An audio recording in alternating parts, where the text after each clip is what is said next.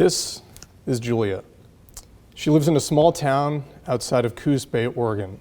She began to read at an early age, and while her parents never had a lot of money, they would read to her and got her books from the local library. She loved learning. Her passion for learning continued, and she became enamored by science and the human body. She is currently in middle school at Cocal Junior High. She brings home straight A's. Julia plays basketball. She volunteers and is loved by her classmates and teachers. She will excel in high school, and in 2026, she goes on to attend college at the University of Oregon on a presidential scholarship. There, she will continue to pursue her passion in science and takes interest in cancer research. Julie will go on to graduate with honors in 2030, travels out of Oregon across the country to attend medical school at the University of Virginia with her boyfriend. Julie gets married and is an ace in school. Luckily for our specialty, she takes interest in otolaryngology and starts doing research early. She interviews all over the country and is highly ranked. She matches where she and her husband ranked #1 in state UVA. Julia finds all aspects of our specialty enticing, but the nagging question of pursuing a fellowship ends up lingering. She'd been asked this on every job interview or every residency interview and continues to ponder these inquiries while in residency. All of her classmates decide on one. So after a few rotations, she decides to pursue a rhinology fellowship. Endoscopic skull-based surgery is now the norm. It's rewarding, it's challenging, and it's just a year. She and her family travel back to Oregon, where she does a rhinology fellowship in Portland. She starts looking for jobs shortly thereafter, but not many are available. Urban markets are saturated, but some rural hospitals are trying to recruit rhinologists. Julia finds one of these hospitals in Bend, Oregon, who will market her as the only rhinologist in Central Oregon, which, given the alternatives, seems enticing. It's not too far where she and her husband grew up and where they still have family. They have plans on recruiting a neurosurgeon who has some experience in endoscopic skull-based surgery, and so she joins this practice where there's already a general ENT who apparently has plenty of complex cases to send her. After a year on the job, Julia discovers that while the marketing is there for her, the neurosurgeon never materialized, and her partner does send her cases, but not really enough to stay busy as a rhinologist. Biologics have now become standard and have reduced revision sinus cases.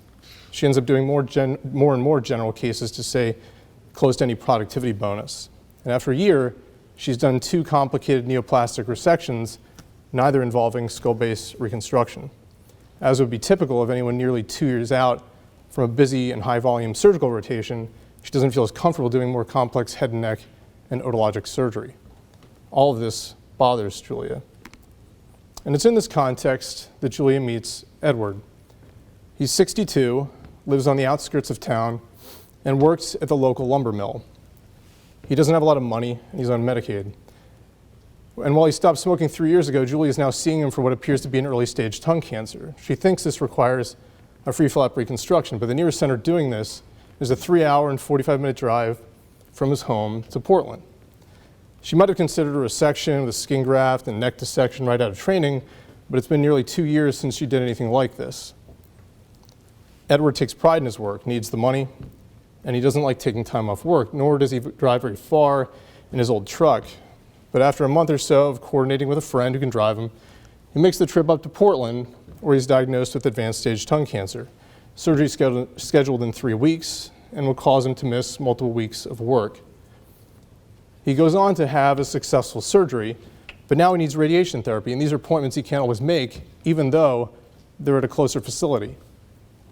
1 year later, Julia sees him in follow-up, at which point he's found to have metastatic disease, opts to go into hospice, and passes away within 4 weeks. What went wrong here? Could we have done better? What happened here, where the best of us, a rising star, highly trained in her field, failed to realize her potential due to overtraining and non-use? What happened here, where we could not match the supply of a quality product with the quality product demanded in a timely fashion? And where we have to say goodbye too early to loved ones who are poor or live in more remote communities?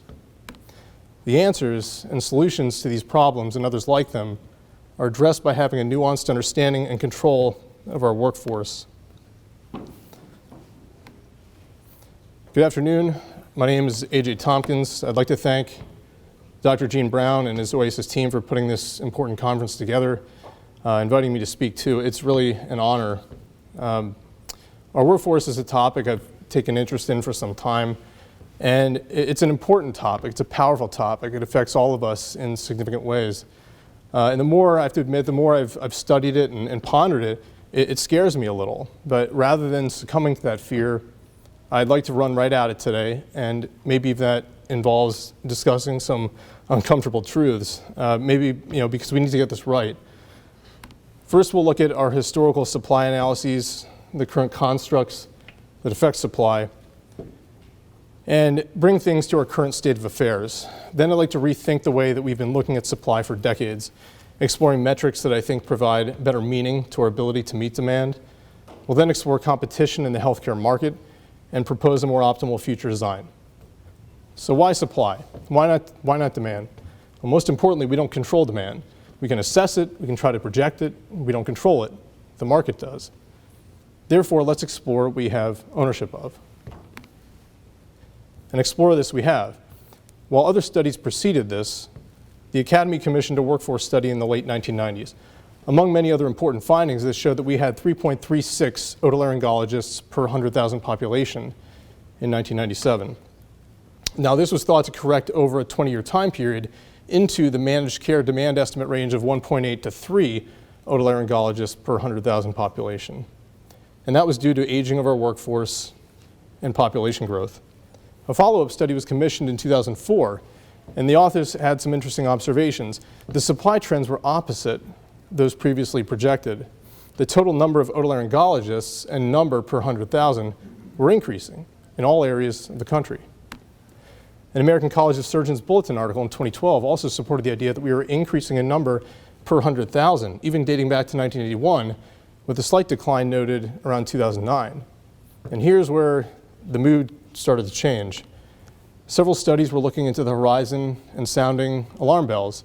The AMC continued to put out attention-grabbing headlines in the 2010s about large physician shortages, and we had specific studies highlighting our apparent dire situation. We had studies in academic medicine, the Annals of Surgery, and the White Journal predicting severe shortages as soon as 3 years from right now. Action was called for. Training needed to be increased. Residencies should be shortened.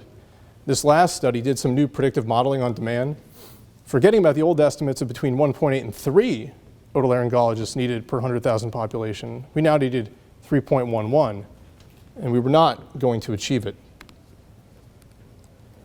This notion of a massive shortfall was again reiterated by a study put out by HHS in 2016, saying that otolaryngology was going to have an undersupply of over 1,600 physicians just 3 years from now.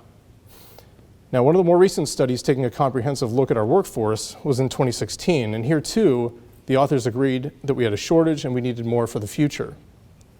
But despite these predictions of shortages, I just couldn't get past the numbers in this 2016 paper. And this was the highest number of ENTs and highest density ever recorded, well in excess of prior demand estimates. Something just didn't seem right. So many of these workforce studies rely on AMA data. Are they even accurate? Is the Academy data more accurate? What do we trust? Well, it turns out the American Urologic Association has been doing a workforce survey for years now. They use multiple databases and have robust internal member data. Then they check to make sure that each provider is indeed still practicing. Nothing I've seen is as robust. And in the years I looked at, the total urology supply was 28% greater than the AMA numbers. The AMA supply data is based on a definition of actively practicing, which is 20 plus hours of work per week. Now, urology applies a more stringent standard to their total number, which you see here in the yellow lines, to 25 plus hours of work per week. And even under those most stringent standards, they were still between 1 and 11% higher than what the AMA showed. Our internal data, which is what was used for that 2016 study, may very well be more accurate than what the AMA showed. So I dug a little deeper. I looked at all the ENT programs, DO, military, MD, and I counted for each resident by name and their graduating year. I accounted for research years. We graduated 330 residents in 2021. Now, had you looked at the 2016 NRMP data and match data, you would have predicted a class of 304. Now, this 8.6% discrepancy happens because military and DO programs weren't included in that NRMP match. But on the other side, some residents drop out, some have extended training due to research, but the overall net difference between the NRMP prediction and reality is 8.6%. I then applied this 8.6% difference back to 2011 to derive a predicted true graduate number, and using the two supply data points from the 2016 study and the AMA attrition rate of 1.7% in that same study, I found that we may have increased to 3.5 ENTs per 100,000 population currently, well in excess of prior demand estimates and certainly in defiance of the shortfall predictions. Now, some of this hinges on AMA's attrition rate of 1.7%, and that's been called into question in the past, but that would have to be 41% higher to 2.4%, and we'd still have a stable and historically high otolaryngologist supply per capita. A recent study came out that showed board supply data from 2019, and after you plug that into this table, it shows our attrition rate might be 2%, but not 2.4%.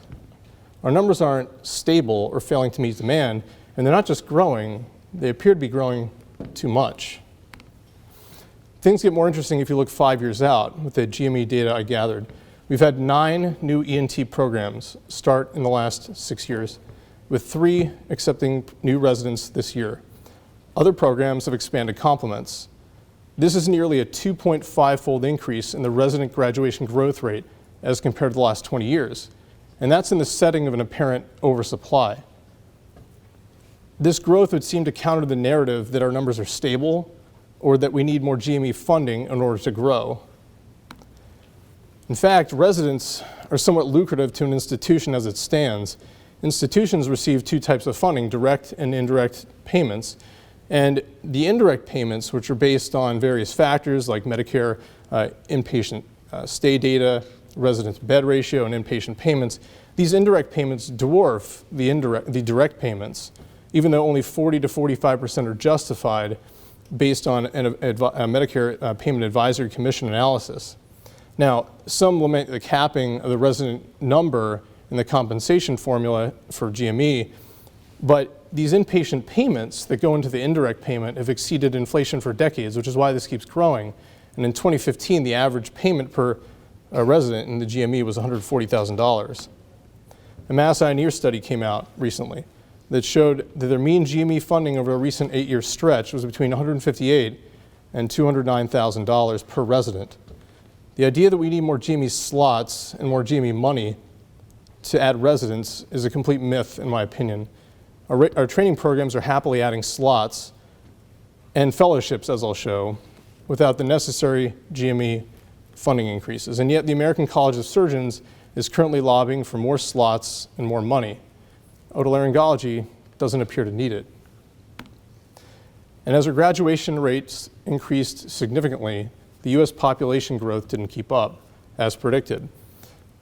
We've seen a steady growth decline for decades, with 2021 growth the lowest on record.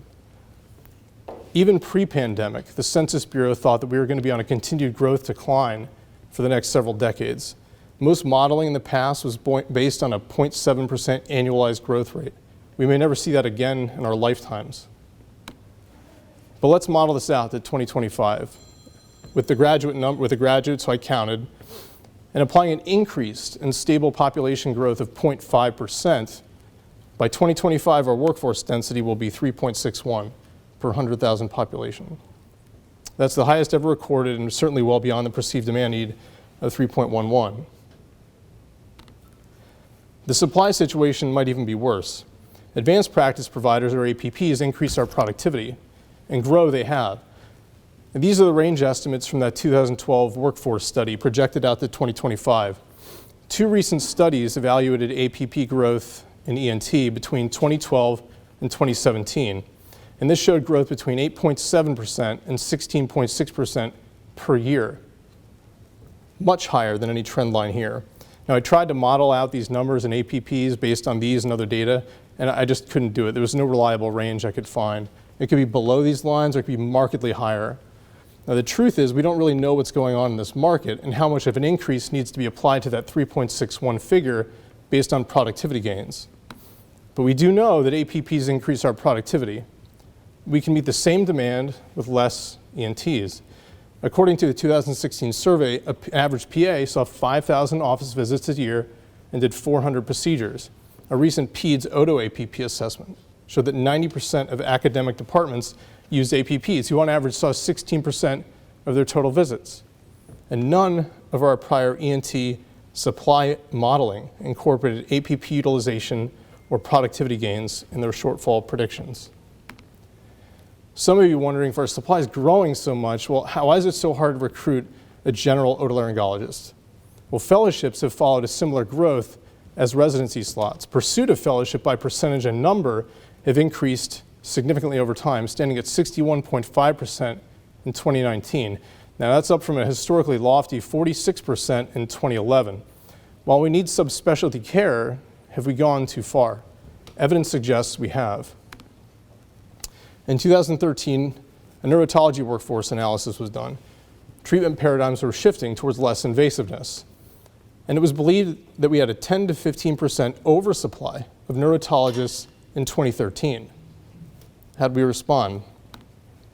Over the subsequent 7 years, while the US population saw a 4.6% increase, we saw a staggering 37% increase in neurotology fellowship slots over that time. This fueled a 49% increase in the neurotology workforce over that time period. Neurotology is not unique. In '97, we graduated 7 accredited head and neck fellows. In 2017, it was 43, with 50 slots offered. Now, the authors admit some of this increase is because they've absorbed some non-accredited programs into the accredited line that you see here. But we have definitely been increasing our graduating fellow rate. But the overall incidence of head and neck cancer per 100,000 has trended downwards. And yet we graduate a historically high number of fellows each year. Granted, our ability to expand into skull-based surgery and reconstructive work has justified some of this increase, but how much? Are we setting our recent fellow graduates up for long-term success or failure? Some graduates leave the United States to practice, okay, but some stay here, most stay here. That takes us to this dotted line you see here on the left, the 1.62 growth per year in fellows. That's significantly higher than the academic growth per year, academic position growth per year of 1.03. So while some peel off for other countries and some enter academia, where are the others going? More on that later. What about rhinology? Rhinology fellowship slots have grown 14% compounded annually. Recent modeling predicted we will surpass our societal need in just 2 years, with a 40% excess supply predicted in 15 years, if nothing changes. And that assumes that the 2019 numbers were at the appropriate ratio, but were they? Academic rhinologists thought we were training too many rhinologists in 2017.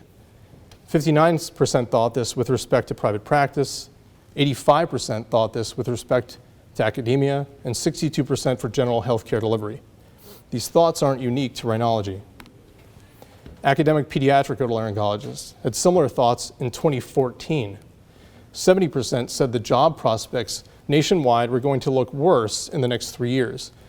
85%, over 85% believed this for their local market where they had more intimate knowledge, with 68% saying that job prospects were going to be limited or extremely limited over the next 3 years. Now, keep in mind, this was only forward-looking to 2017. Since then, we've increased graduating fellows per year by 30%. 2 things happen in fellowship training. A new skill set is produced that needs to be sharpened and maintained, and a waning of acquired skill sets. This decision affects more than the supply of generalists and recruitment.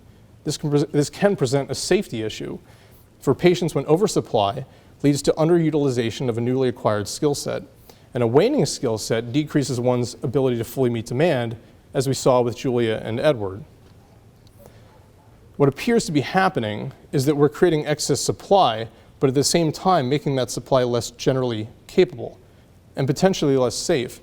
Now, while all this training isn't necessarily in the best interest of every single fellow or graduate or society, the training system isn't really set up to stop the flow. The system is unaccountable. There's no organizational negative feedback mechanism to apply supply controls. The AAMC and AMA are set up to look at broader trends. I think their specialty data is faulty, and they have no control over ENT positions. If anything, they push for more supply earlier on in this chain. The ACGME explicitly does not look at our workforce numbers when they consider new programs or new slots. Our board cares about individual competence, not our workforce. Our administrator organizations care about education. The academy is best positioned to look at these issues, though it lacks control over the spigot. Think about how lucky we are that we have excess demand for our specialty. We could theoretically turn on or off the spigot, again, at least in theory, but no organization has oversight to exert control. And so given this construct, that excess demand becomes a liability. Incentives don't exist for reducing supply at the training program level. They exist to grow while simultaneously recognizing, as we saw, that there's too much. You can't blame them. There's demand for what they're providing, and they want to grow. There's a potential solution to this, and I'll get to that soon. You may be thinking, AJ, you're nuts. There's always going to be jobs. People are rational actors. No one wants bad things to happen, and no one's predicted an oversupply. To that, I would say, please look at emergency medicine. Emergency medicine, like us, was in demand, and shortages were predicted. But after years of skyrocketing training program growth, APP involvement, and not looking at things, they finally decided to ask, what's going on out there? And they now think that in just 8 years, there will be over 10,000 more ER physicians than jobs available if nothing changes. Adaptive changes, such as cutting the residency growth rate in half, produces only a modest change to this number to 7,850. And this system, as I showed you, isn't set up for adaptive change. That's 13% of their workforce. Think about what that means. If you're starting medical school right now and you want to match into emergency, and you do match into emergency medicine, you might not have a job. What a tremendous loss of human capital. These are the consequences of a high demand specialty and an unaccountable system. And the difference between the supply and demand numbers of 3.61 and 3.11, that's 13% of our workforce. And I told you this scared me a little, and this is only part of the reason why. Now, perhaps sadder than wasted talent is not taking that talent where it is needed and in a timely fashion. Now, the issue of rural care delivery could be an entire dissertation. Our studies are quite clear. ENTs cluster in more urban settings. This is worsening by age bracket, with younger ENTs pursuing more urban employment. Fewer and fewer medical students hail from rural backgrounds where they're more likely to go back and practice. And APPs migrate in a similar way, but to a slightly lesser degree. This is a recent map of our national distribution. We are not uniformly dispersed either by county or hospital referral region. Some of these areas are massive. Now, this does bring up the question of how much of this is our responsibility in ENT versus the patient who chooses to live in a certain area. How much of rural care delivery, where you have significant socioeconomic problems, is policy-based with a far greater number of stakeholders than the institution of medicine or even the smaller world of otolaryngology? Well, I would argue much of it, but not all of it. The question really is, can we do better in ENT? Access to care, more specifically convenience of access and timeliness, affects outcomes. 98% of head and neck cancer surgeons practice in urban settings. So is it a wonder that we see disparate Kaplan-Meier curves for rural patients, most notably with minority rural patients? This was from a recent 10-year analysis with tens of thousands of head and neck cancer patients, excluding oropharyngeal cancer. Differences still persisted after taking account for socioeconomic status, demographics, and clinical factors. Stop and think about this for a moment. These aren't curves. This represents thousands of people who might live with better access and care coordination. Our charge is not to correct all disparities in life, but we can do better. And doing our workforce right is perhaps the biggest quality improvement initiative we could undertake. Rural patients ideally need well-trained general otolaryngologists and convenience of access to specialty care. We seem to be trending away from the well-trained general otolaryngologist with an overabundance of subspecialty care concentrated in our urban settings. Let's go back to that supply number for 2025. We've used this kind of ratio for decades. The number of otolaryngologists per 100,000 population. Everyone uses this ratio. Why? This number assumes so many things that are false. This number assumes that all these supply factors, which boil down to an ability and willingness to supply work, are always the same. In reality, all these factors change over time. Our ability and willingness to supply work changes with aging, demographics, mobility, and how this changes over time, so the scope of our specialty, APP involvement, burnout, EMRs, etc. And given that these input factors all change over time, means you can't even compare this number over time, as I've done in this presentation, and as we've been doing for decades. It's apples and oranges, and so how do we take account of all these factors? I may have convinced some of you, as I have myself, that this number is too high. Now, forgetting about whether or not the supply input that I had in here is correct, or whether I forgot to carry the 1, did I really incorporate all the supply factors affecting the willingness to supply work for each time period? No. The fact that we don't know if this number is appropriate and can't compare this over time speaks to why we need something better. So let's rethink it. As much as all these supply factors are constantly changing, all the demand factors are constantly changing as well. Also, what if our demand estimates are wrong? Do we not think the demand has shifted across generations, or with ACA and Medicaid expansion, or with more and more people going on high deductible health plans, or the general cost of care, or that it's the same in all geographic locations, or with COVID? So what do we do about this? What's the one thing where all these supply and demand factors always coalesce, so we don't have to measure and model them all out individually? Time. After all, to say that we have a supply shortage is to say that wait times are going to be longer, or with oversupply, shorter wait times. APP is increasing our productivity, shorter wait times. More burnout, more time. Technological disruption, less time. All those work-life balance types taking off half their Fridays, more time. Increasing costs and high deductible health plans, less time. We can judge time across time. A 2-week wait now is a 2-week wait 10 years from now. And we can define time from a quality perspective.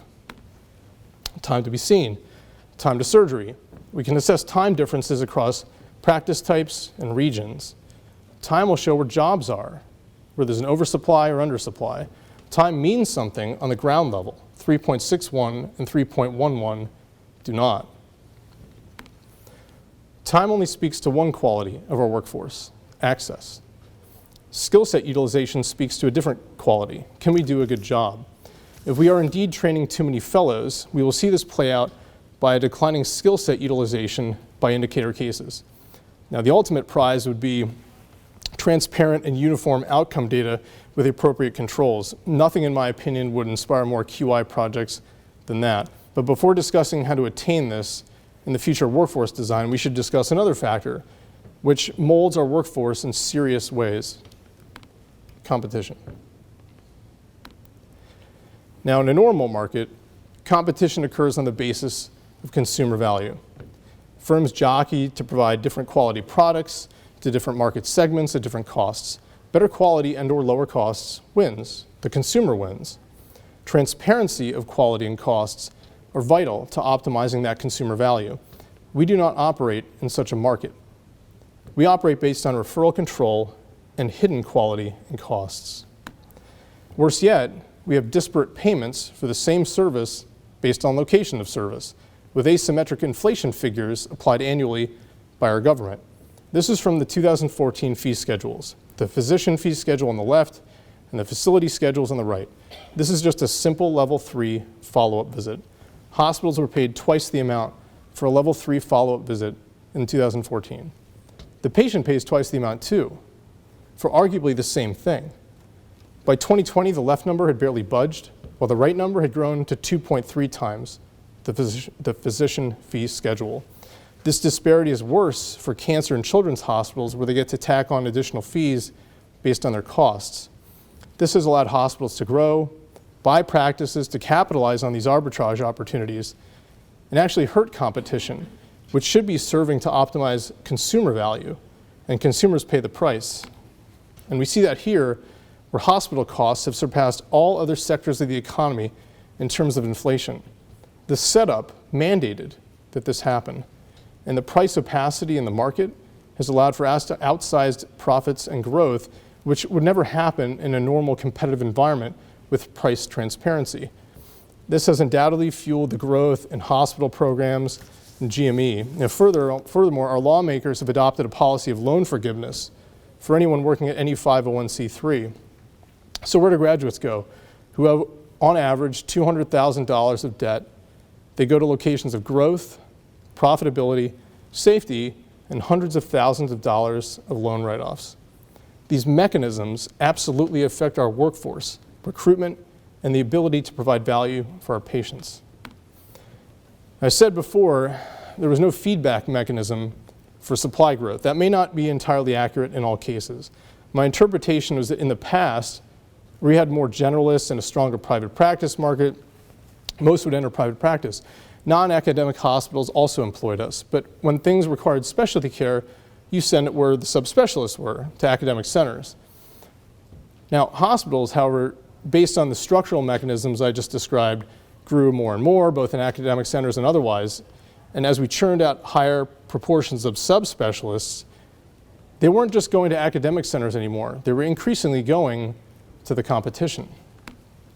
Now, in some markets, this may have a negative feedback effect, where they pull subspecialty referrals back away from academic centers, decreasing training numbers with the possible suppression of training growth. Or the opposite could happen, whereby these hospitals, they're in alternative locations, they build a critical mass of subspecialists, start their own residencies, and worsen our supply further. Until I see better data on the actual effect on training and GME growth, which is already expanding at historic rates anyway, this remains more theoretical but important. Also, this mechanism doesn't apply to all markets. And you still have the built-in payment disparity problem that undercuts value-based competition. And as we jockey with each other in this inefficient market, with our workforce and patients paying the price to some degree, we haven't been exploring the truth of our market in detail and putting this out regularly for all to see, or planning. And we've been forgetting about where the real threat comes from in competition. It comes from the outside and disrupts the normal way of things for all of us. So let's build something better for the benefit of our patients and each other. In order to set up a more efficient market with proper incentives, you really do need systemic change. This would involve lobbying for site-neutral payments, price transparency, and outcome transparency to replace all these current quality programs, and redefining PSLF, which is the loan forgiveness program, to only apply to rural settings. Or if hospitals are going to start receive all this outsized payment, well, they should be held accountable for rural care system delivery with transparent outcome data. Then healthcare would start looking more like a normal market. And this is a situation where systems would be held to account. While these ideas they're important, they're not necessarily under our control. So let's look at what is. The ideal would seem to be for comprehensive workforce information to be looked at regularly, and where the SUO and AADO and OPDO, and these are the academic and program director organizations, and they could then coordinate changes in supply and the flow of residents and fellows up or down and do so in a perfect manner. But this runs counter to incentives and actual control. The incentives and setup for increasing supply seem to be in place already right now. This also runs counter to the litany of historical examples where top-down control is less efficient than the market sorting itself out, so this won't work. Keep in mind again, our current supply mechanism doesn't appear to have a problem with generating excess supply. It has a problem with controlling supply and excess subspecialization. Maybe we don't need to control the spigot, and maybe we'd make bad decisions even if we could. What if we just sent a strong market signal back to the participants in the supply pathway about what it really looks like on the back end? Do you think that people wouldn't modify their behavior based on job prospects or fellowship utilization? Do you not think that medical students are changing their plans based on that ER report? Who's best positioned to do this, to look out for the good of our patients and our specialty? Well, it's the academy. What if the academy analyzed what's happening out there in ENT and the job market on a regular basis and put it in everyone's face routinely? Maybe that's enough to allow market participants to look elsewhere and make more efficient decisions for themselves. It took me a long time to look into all this, and maybe I'm wrong, but do we expect medical students, residents, and fellows are going to even have a quarter of the time to do this analysis? And this is why we need a commitment towards regular and a coordinated effort in this regard. We need transparency by routine. But it's not good enough to simply avoid the iceberg like our ER colleagues failed to do. The real risk here is to be certain about things. We should be humble enough that we can't control or predict everything. Otherwise, we have blinders on that don't allow us to accept that our models going out into the future are often wrong, especially the further out they go. Very unlikely but high impact events shape our lives constantly and disrupt our predictions. We don't see them coming. These low risk but high impact events come directly for us in the House of Medicine as well. Technology has allowed us to expand our reach into the human body, but this extends to a point until it takes over. We should recognize the disruptive nature of technology and plan accordingly. Just to cite a few examples, do we not think that primary care is being disrupted not just by APP involvement, but by tech that's trying to bring diagnoses and treatment decisions in the palm of your hand? Tech invests billions to tackle these issues on a regular basis. Or that thoracic wasn't significantly disrupted by stent technology, or that GI isn't potentially disrupted by these cancer screening tools like Cologuard, or hepatology and liver transplant surgeons by a slew of effective hepatitis C drugs, or how about oncologic surgeons and CRISPR technology? And are we not threatened by the advent of HPV vaccines and biologics for sinus disease? What else could we see in our lifetimes? Now, all these advances should be praised as bringing something good to the broader market, but it comes at a cost. Those with more idiosyncratic exposure, namely those with increased subspecialization, will be at more risk. You can't plan on these things 20 years down the road. Some you just don't see coming, and physicians have a 30-year timeline, which is why we also need an adaptable workforce capable of dynamic change. Buffers allow for adaptability. APPs are happening already, and practices should adopt APP involvement. APPs can join another specialty tomorrow. We can't. They provide a protective buffer to allow for continuation of practice. There will be pain, there'll be less pain. The next two buffers require tremendous leadership at the academic and private practice level. Training buffers help to protect current residents in training from disruption, loss of a busy surgeon, COVID, or any other disruption you could think of.